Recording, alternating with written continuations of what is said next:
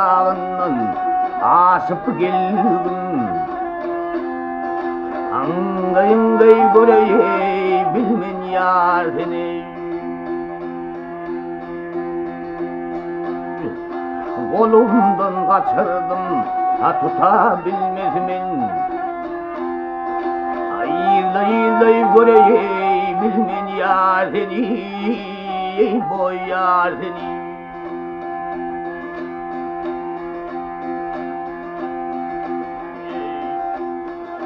Bir kuş oldum diye eyvanı tutuldum.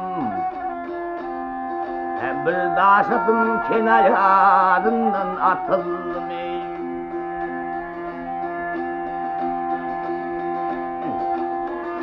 Kestir baktın kerve lada satıldım. Ağlay göreyim bilmen yar seni, boy yar seni.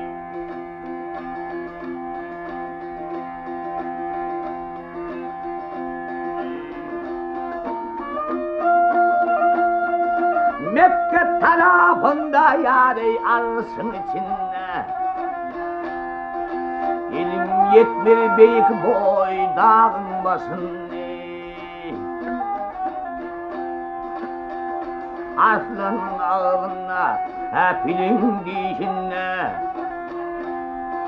angayıngay göreyim bilmen ya seni, boy ya seni.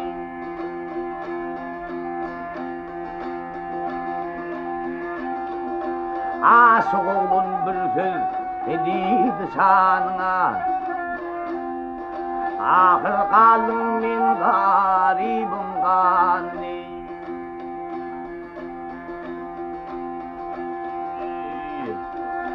Keminedir solu oğlunun yanına,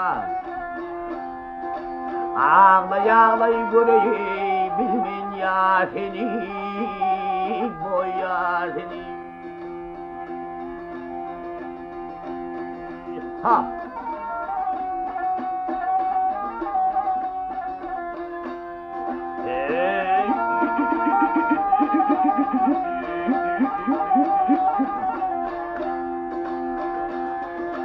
Keminedir soluğunun yanına, ağlay tapayım bilmen ya seni, boy ya seni.